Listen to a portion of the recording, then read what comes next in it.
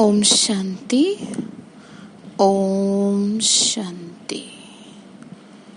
ओम शांति।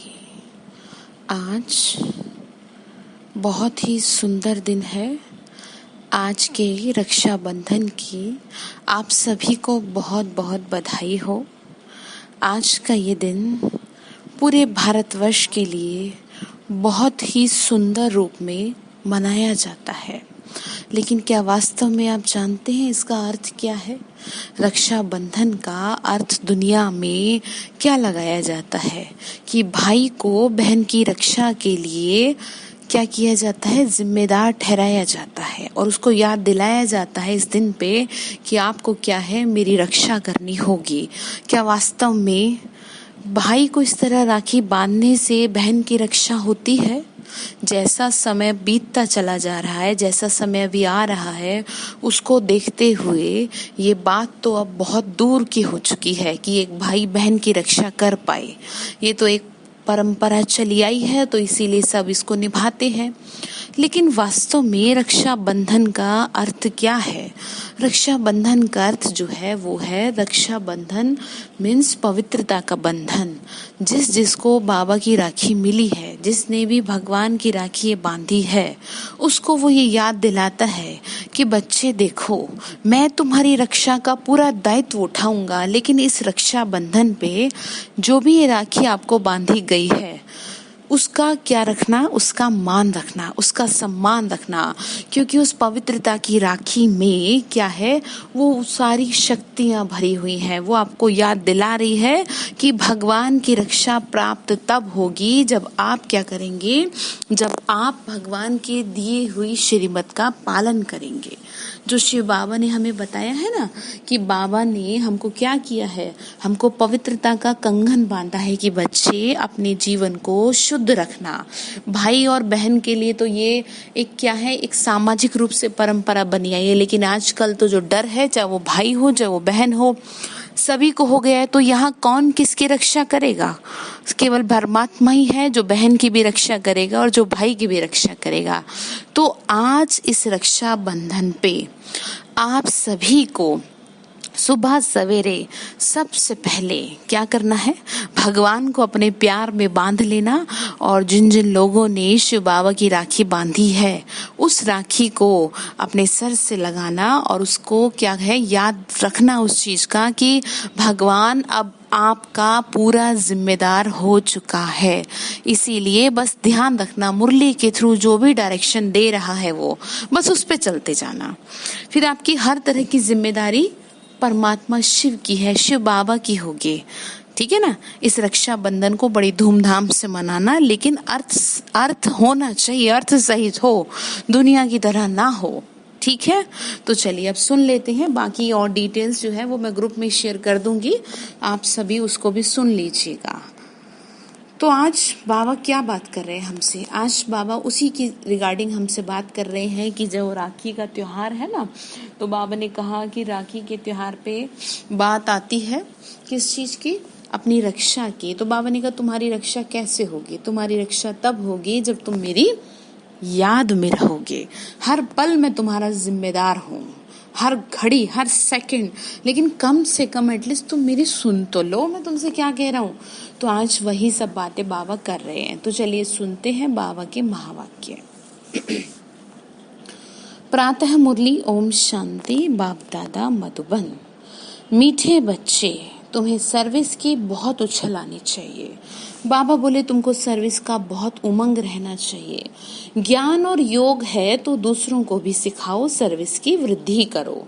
बाबा ने क्या कहा? ज्ञान और योग तुमको मिला है ना, ज्ञान मिला है तो दूसरों को भी सिखाओ, सेवा की प्रोग्रेस करो, बढ़ाओ सेवा को। प्रश्न बाबा ने पूछा, सर्विस में उछल ना आने का कारण क्या है? किस विघन के कारण उछल नहीं आती? बाबा बोले ऐसी कौन सी प्रॉब्लम है, ऐसी कौन सी बात है कि जो तुम सर्विस नहीं उतना कर पा रहे? क्या विघन क्या आता है? तो आंसर है, सबसे बड़ा विघन है क्रिमिनल आई। यह बीमारी सर्विस में उछल नहीं आने देती। दुनिया में भी तो माँ बाप सिखाते हैं ना बच्चे अपनी दृष्टि वृत्ति को सही रखना, तो हमारा भी तो बाबा पिता है ना, तो हमें कह रहा है कि बच्चे बहुत ध्यान रखो कि आपकी वृत्ति कितनी शुद्ध है। बाबा बोले ये बीमारी सर्विस में उछलने नहीं देगी, यह बहुत कड़ी बीमारी है। अगर क्रिमिनल आई ठंडी नहीं हुई, गृहस्थ व्यवहार में दोनों पहिए ठीक नहीं हैं, बाबा ने कहा दोनों पहिए ठीक नहीं चलते तो गृहस्थी का बोझ हो जाता है। क्या कहा, मतलब कहने का ये है कि अगर आपस में प्यार से नहीं रहते हैं तो क्या हो जाता है, गृहस्थी जो है वो एक बोझ बन जाती है। ठीक है ना। बाबा ने कहा फिर हल्के हो, सर्विस में उछल नहीं सकते।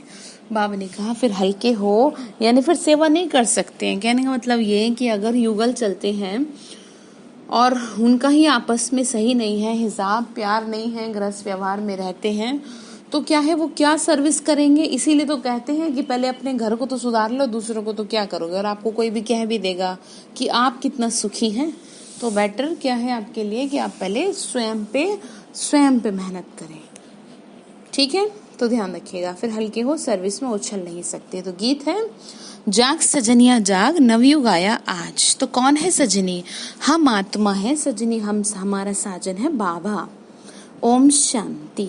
मीठे मीठे बच्चों ने ये गीत सुना। ऐसे ऐसे 2-4 अच्छे गीत हैं, वो सभी के पास होने चाहिए, टेप में भरने चाहिए।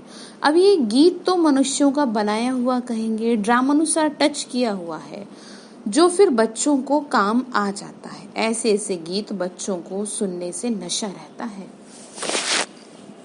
क्या कहा, बाबा ने कहा जब तुम अच्छे अच्छे गीत सुनोगे ना, इसीलिए तो गीत भी सुनने चाहिए। जब मन उदास हो रहा हो ना, आपका योग ना लग रहा हो, या आपको लगता है कुछ भी अच्छा नहीं लग रहा, तो बाबा की बहुत सुंदर गीत है, आप वो गीत सुनिए। जैसे कि मैंने आपको 2 दिन पहले बताया था ना, वो वाला गीत, प्यारे अपने परम धाम को छोड़कर, तो वो गीत बहुत ही अच्छा है, उसको सुनेंगे ना आपको बहुत खुशी होगी। बाबा बोले बच्चे देखो 4 अच्छे गीत हैं, वो सभी के पास होने चाहिए, ड्रामानुसार टच किया हुआ है, जो फिर बच्चों को काम में आता है। ऐसे ऐसे गीत बच्चों को सुनने से नशा रहता है। बच्चों को तो नशा चढ़ा रहना चाहिए। किस बात का नशा, यही तो खुशी कि अभी हम नई राजाई स्थापन कर रहे हैं, रावण से ले रहे हैं। बाबा बोले रावण से अपनी राजाई ले रहे हैं। जैसे कोई लड़ते हैं तो ख्याल रहता है ना, इनकी राजाई हप कर ले, इनका गांव हम अपने हाथ करें, आपस में रहता है ना, युद्ध करते हैं। राज्यों में भी झगड़े होते थे पहले, ज्यादा होते थे, अभी भी होते हैं। तो बाबा ने कहा अब वह सब हद के लिए लड़ते हैं, तुम बच्चों की लड़ाई है माया से, जिसका सिवाय तुम ब्राह्मणों के और किसी को पता नहीं। तुम जानते हो ना, हमको इस विश्व पर गुप्त रीति राजाई स्थापन करनी है, अथवा बाप से वर्षा लेना है। इसको वास्तव में लड़ाई भी नहीं। बाबा ने कहा कि ये कोई लड़ाई नहीं है। बाबा ने कहा वर्षा लेना है, अपना ही तो लेना है ना। तो दुनिया में वो महाभारत की लड़ाई दिखा दी। इस समय लड़ाई चल रही है ना, युद्ध चल रहा है। कैसे चल रहा है, मनों में युद्ध चल रहा है। जब आपको कहा जा रहा है आप शांत हो जाओ, तो आपसे शांत नहीं हुआ जा रहा। ठीक है, तो ये क्या है, आप चाह तो रहे हो लेकिन कर नहीं पा रहे हो, तो ये आपकी युद्ध चल रही है। तो बाबा बोले बच्चे इस लड़ाई में समय मत बिता देना, और अगर इस बीच में शरीर छूट गया तो क्या होगा फिर। बाबा ने कहा इसको वास्तव में लड़ाई भी नहीं कहेंगे। ड्राम अनुसार तुम जो सतो प्रधान से तमो प्रधान बने हो, सो फिर से सतो प्रधान बनना है। सतो का मतलब होता है प्योरीफाई। तुम अपने धर्मों को नहीं जानते थे, अभी बाबा ने समझाया है। और जो भी धर्म है उनको ये नॉलेज मिलने की नहीं है। बाप तुम बच्चों को बैठ समझाते हैं, गाया भी जाता है, धर्म में ही ताकत है। भारतवासियों को ये पता ही नहीं कि हमारा धर्म क्या है। बाबा बोले पता ही नहीं है भारतवासियों को, तो लगता है बस हम हिंदू धर्म के हैं। तुमको बाप द्वारा पता पड़ा है कि हमको आदि सनातन देवी देवता धर्म है। बाप आकर फिर तुमको उस धर्म में ट्रांसफर करते हैं। तुम जानते हो ना हमारा धर्म कितना सुख देने वाला है। तुमको कोई सी लड़ाई आदि नहीं करनी, तुमको तो अपने स्वधर्म में टिकना है और बाप को याद करना है। इसमें भी टाइम लगता है, ऐसे नहीं कि सिर्फ कहने से टिक जाते हैं। बावनी का याद तो करना है ना। अंदर में यह स्मृति रहनी चाहिए कि मैं आत्मा शांत स्वरूप हूँ। क्या स्मृति रहनी चाहिए, मैं कौन हूँ, मैं आत्मा शांत स्वरूप हूँ, यह ध्यान रखो। बाबा बोले हम आत्मा अभी तमो प्रधान पतित बनी है, हम आत्मा जब शांति धाम में थी तो पवित्र थी, फिर पाठ बजाते बजाते तमो प्रधान बनी। बाबा ने कहा यानी सीढ़ी उतर आए ना, नीचे गिरते आए तो क्या हो गई, हमारी ताकत कम हो गई। जैसे कि द्वापर युग में क्या हुआ, मनुष्यों ने अपनी ही पूजा आप ही शुरू कर दी। क्यों? क्योंकि खुद की ताकत नहीं रही ना। यानी कि देवी देवता थे, फिर देवी देवताओं की पूजा करने लग गए। हम आत्मा जब शांति धाम में थी तो पवित्र थी, फिर पाठ बजाते बजाते तमो प्रधान बनी हैं। अभी फिर तुमको वापस चलना है, बाप से वर्षा लेने के लिए अपने को आत्मा निश्चय कर बाप को याद करना है। बाबा बोले बच्चे देखो, तुमको नशा चढ़ेगा किस बात का, कि हम ईश्वर की संतान हैं। बाप को याद करने से ही विक्रम विनाश होंगे। अंडरलाइन करें, क्या कहा, हम ईश्वरीय संतान हैं, बाप को याद करने से ही विक्रम विनाश होंगे। सहज है ना। बाबा ने कहा मुझे याद करेंगे तभी तो पाप कटेंगे, नहीं तो बताओ कैसे कटे पाप। बाबा बोले बच्चे पाप कर्मों से मुक्त तो होना ही पड़ेगा, तुम चाहो या ना चाहो। ठीक है, बाबा यही समझाए। बाबा ने बोला बच्चे देखो, याद से ही पावन बनते चले जाओगे।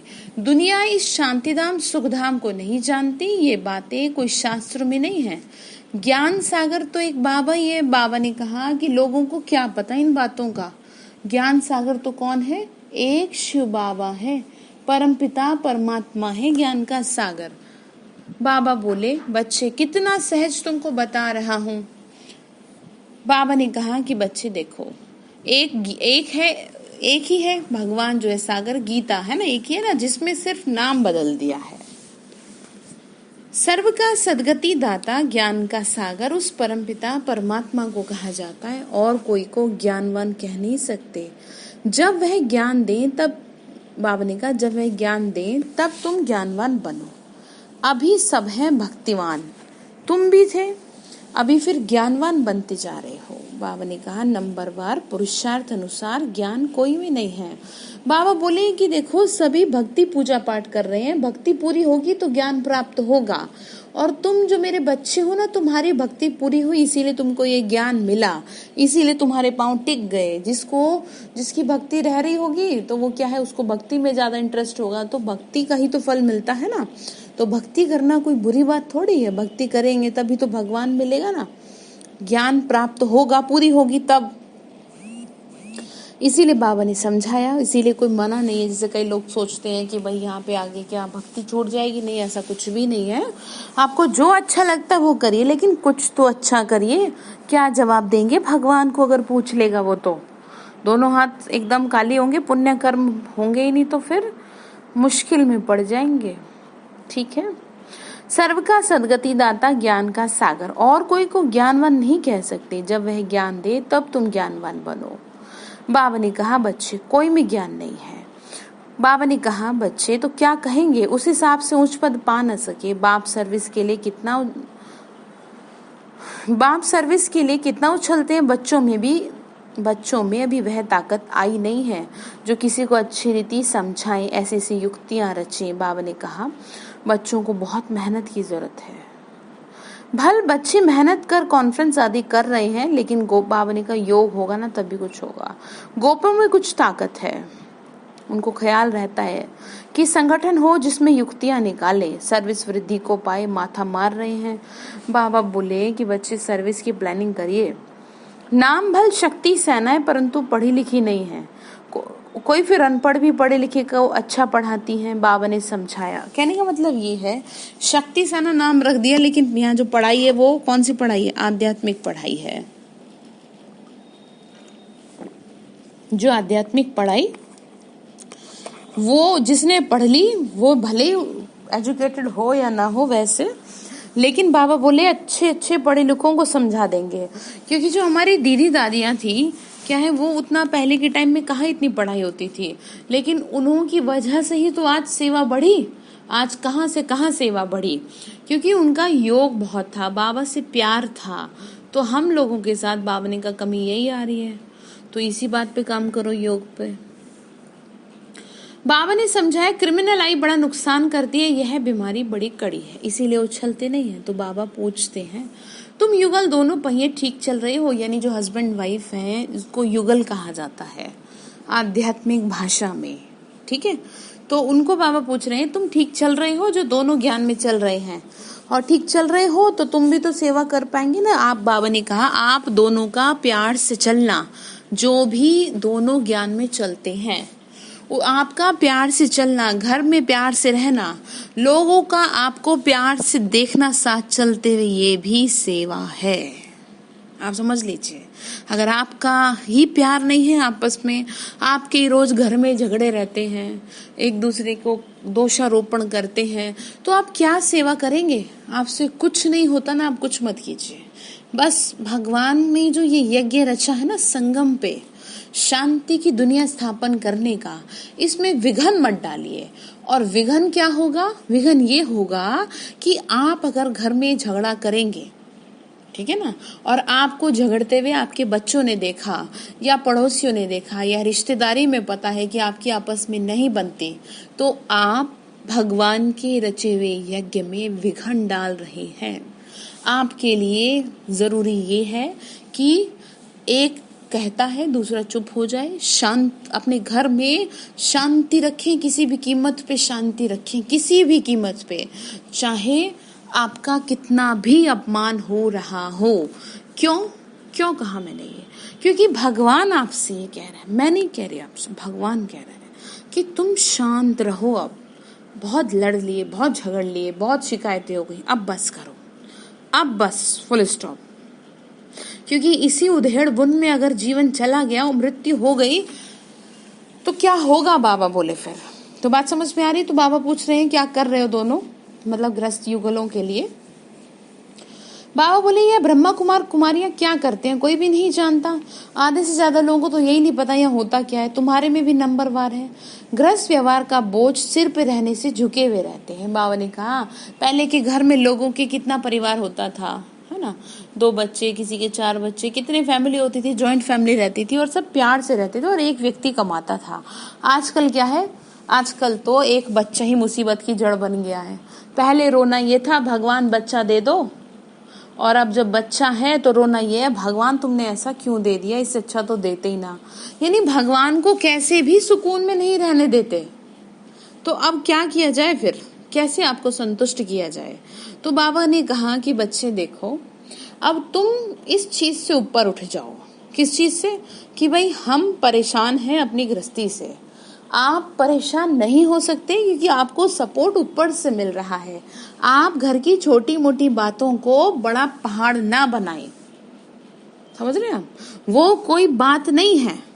कितनी कितनी प्रॉब्लम झेल ली, आप छोटी मोटी बातों से परेशान होंगे। ऐसे गृहस्थ को बोझ ना समझिए, नहीं तो वो ऐसा बोझ बन जाएगा जो पल पल आपको खाएगा। हर वक्त आपको जीना मुश्किल हो जाएगा उसमें।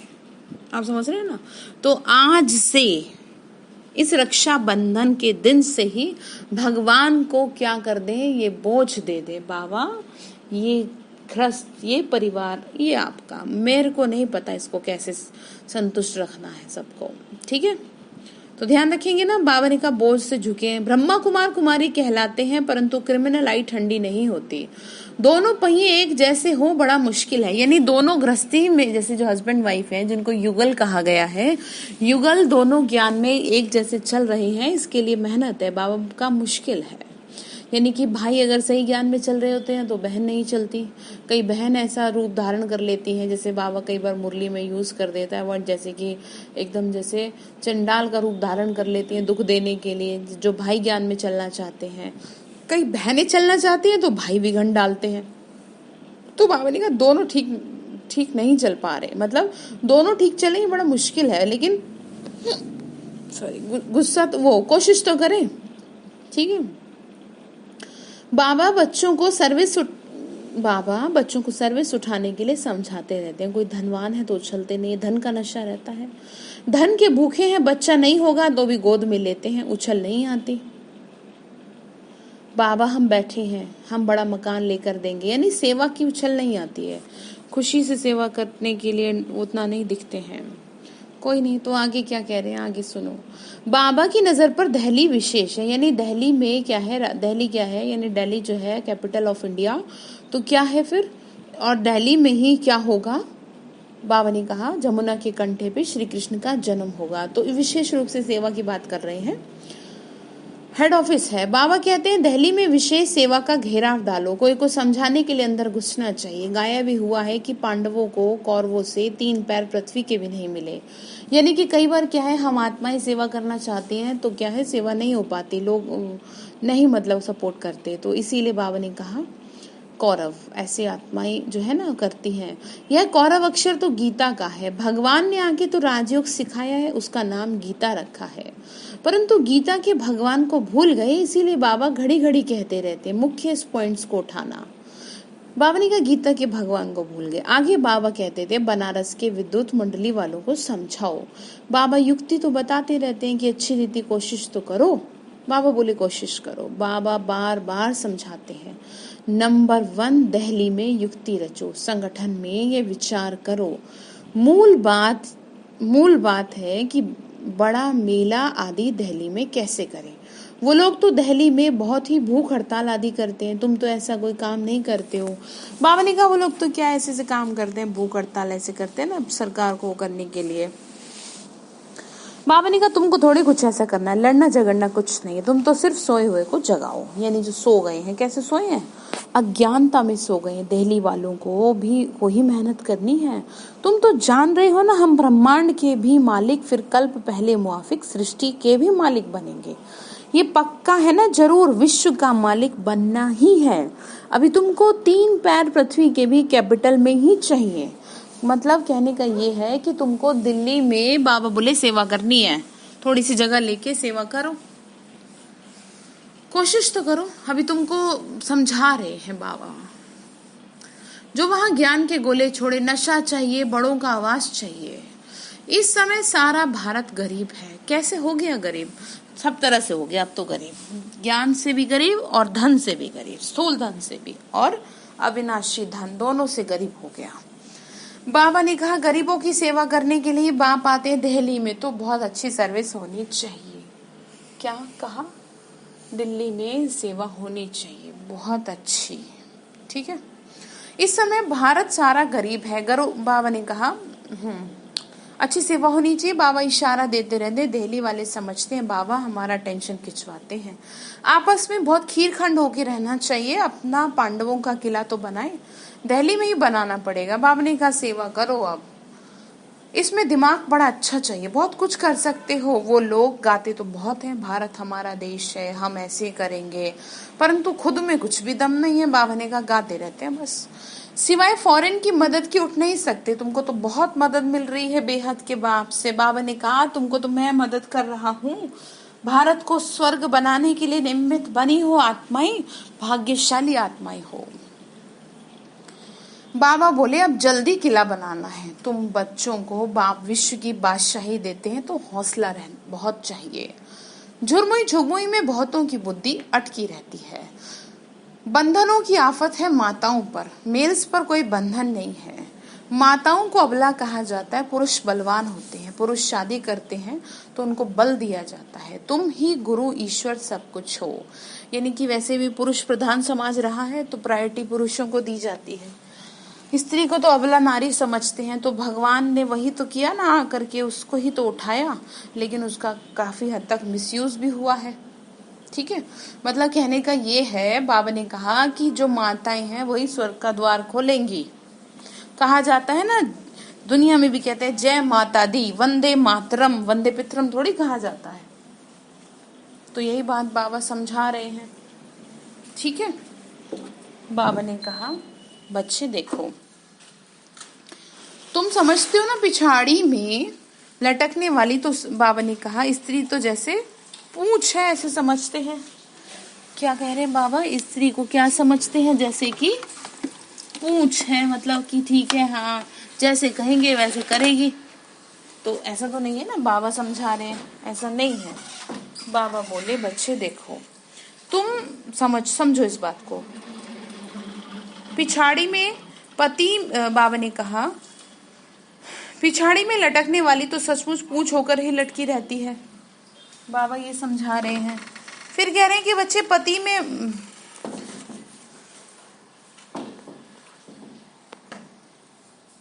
पति में मोह, बच्चों में मोह, पुरुषों को इतना मोह नहीं रहता। बाबा ने कहा माताओं को ज्यादा रहता है। उनकी तो एक जूती गई तो दूसरी तीसरी ले लेते हैं। बाबा ने कहा अक्सर ऐसे मतलब हो जाते हैं ना, सभी तो नहीं ऐसे होते, लेकिन बाबा समझा रहे हैं। मतलब कहने का ये है, ज्यादा बंधन, ज्यादा प्रॉब्लम्स क्या है, माताओं को ही वो करनी पड़ती है। भाइयों को तो क्या है, पैसा कमाना है बाहर से, ये जिम्मेदारी है। बाबा ने कहा माताओं को ज्यादा टेंशन रहती है घर परिवार की। बाबा बोले देखो आदत पड़ गई है अब तो। बाबा ने कहा तो एक जूती गई तो दूसरी तीसरी ले लेते हैं, आदत पड़ गई। बाबा तो समझाते रहते हैं, ये अखबार में डालो। बच्चों को बाप का शो करना है, ये समझाना तुम्हारा काम है। बाबा के साथ तो दादा भी है, तो ये जा नहीं सकते। बाबा ने कहा कहेंगे शिव बाबा यह बताओ, यह हमारे ऊपर आफतें आई, इसमें आप राय दो। ऐसी सी बातें पूछते हैं। बाप तो आए हैं पतितों को पावन बनाने। बाबा कहते हैं तुम बच्चों को सब नॉलेज मिली है, कोशिश कर आपस में मिलकर राय करो। तुम बच्चों को अभी विहंग मार्ग की सेवा का तमाशा दिखाना चाहिए। बाबा ने कहा कहने का मतलब ये है तुम क्या करो, सेवा करो। चीटी मार्ग की सर्विस तो चलती आ रही है, मतलब कहने का ये है कि थोड़ा बहुत धीरे धीरे तो चल ही रहा है, लेकिन ऐसा तमाशा दिखाओ, यानी ऐसी सेवा करो कि जो बहुतों का कल्याण हो जाए। बाबा ने यह कल पहले भी समझाया था, अब भी समझा रहे हैं। बहुतों की बुद्धि कहाँ न कहाँ फंसी हुई है, उमंग नहीं है, झट देह विमान आ जाता है। बाबा ने कहा कईयों का बड़ा बुरा हाल है, उनको क्या आ जाता है, देह विमान आ जाता है झट। किस बात का कि जी हमने तो क्या है बहुत सेवा की है, देह विमान ने ही सत्यानाश किया है। बाबा ने कहा फिर उसी से क्या हो जाता है, उसी से सत्यानाश हो जाता है। अब बाप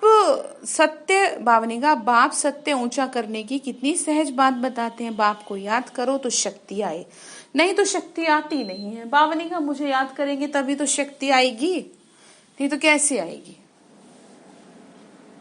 भल सेंटर संभालते हैं परंतु नशा नहीं रहता, यह देह अभिमान है। देही अभिमानी बने तो नशा चढ़े, यानी आत्माभिमानी बने।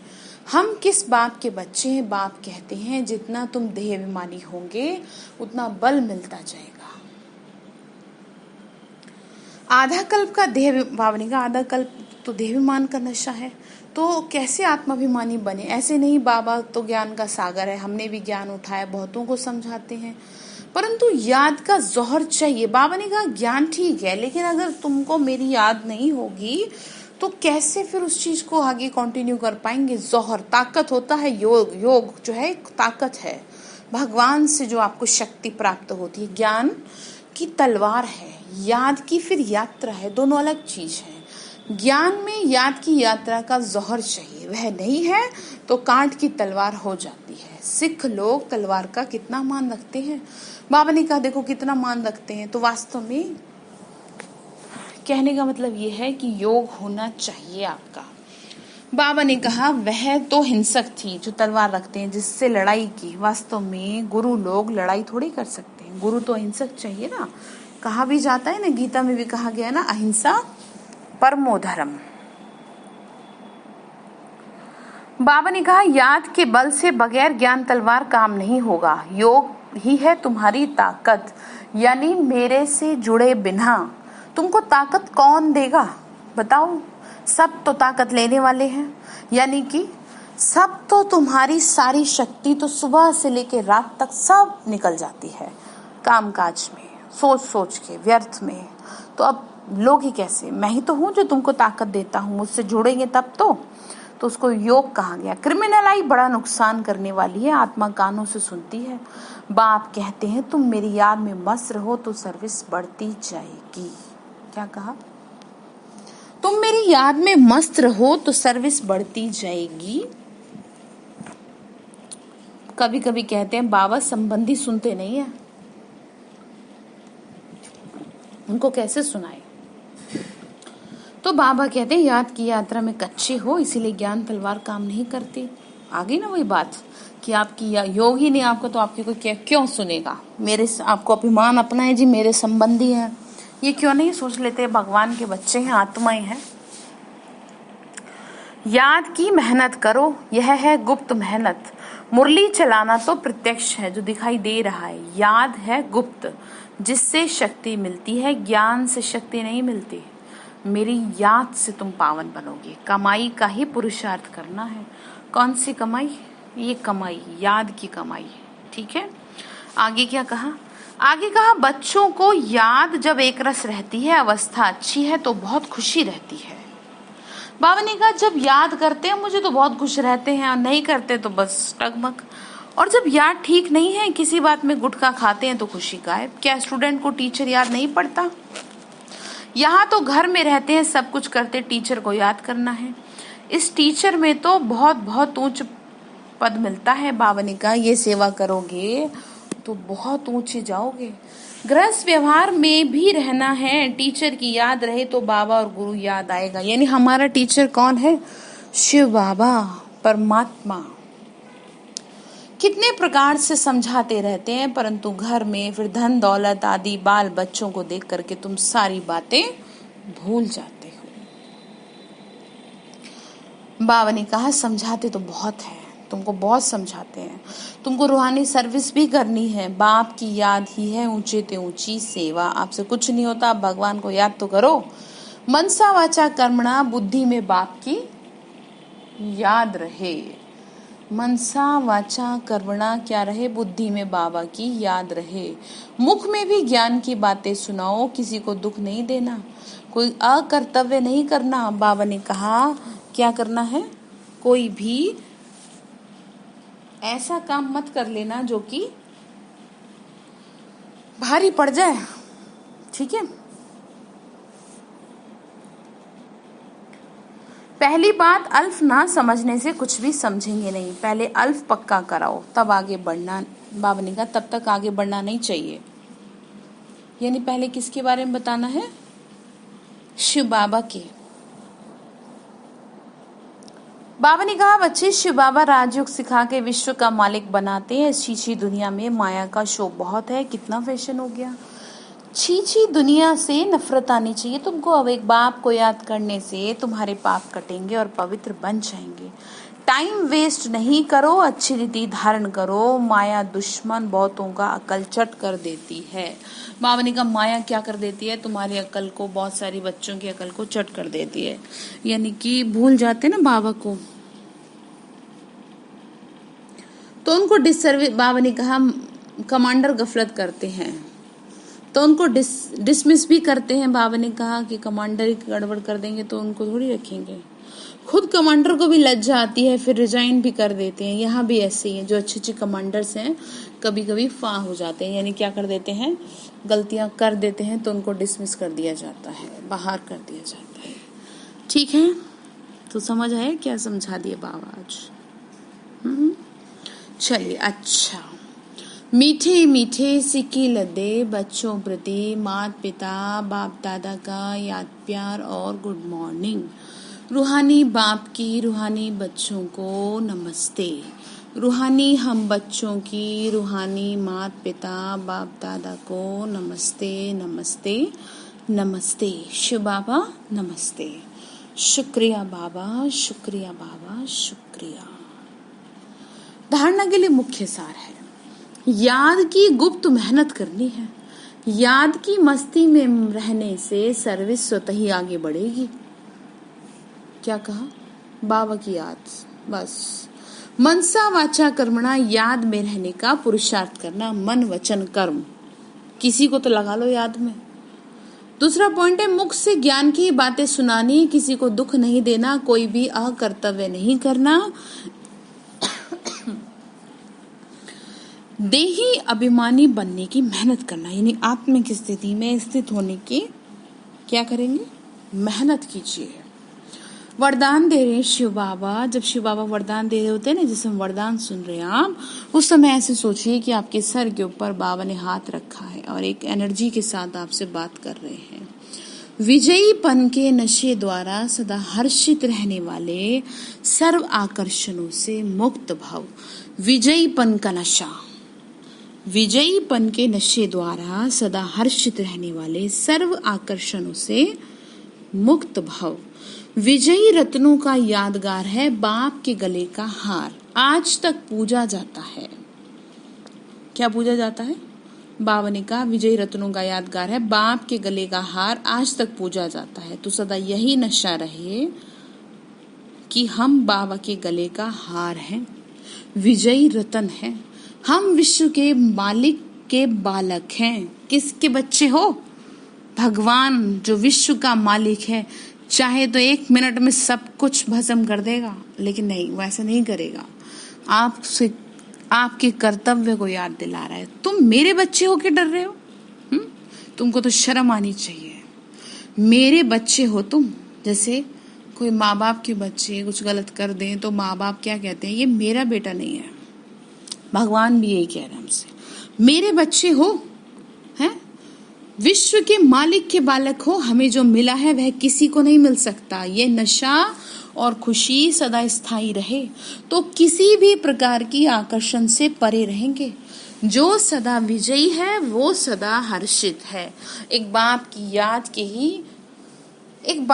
याद के ही आकर्षण में आकर्षित हैं। भगवान की याद से ही आकर्षित होते हैं बस। ठीक है, उसको याद करेंगे, उसको अट्रैक्ट कीजिए ना। स्लोगन है एक के अंत में खो जाना, अर्थात एकांतवासी बनना। एक के अंत में कौन? शिव बाबा। ठीक है, उसमें खो जाना है। तो आज फिर क्या करेंगे? आज जो बाबा ने सेवा दी है, स्पेशली सेवा करने को कहा है। तो आपकी सेवा क्या है मैंने आपको बता दिया है। विशेष अटेंशन देना इस रक्षाबंधन पे। ठीक है, इस रक्षाबंधन पे बाबा की याद को हमेशा अपने गले का हार बना लेना और अपना पूरा ध्यान रखिएगा। इसलिए आज यहीं पे मुरली को समाप्त करते हुए बाबा का प्यार और बाबा की याद, बाबा का प्यार भरा हाथ आपके सर पर बाबा फिरा रहे हैं। सभी याद स्वीकार करिएगा। ओम शांति।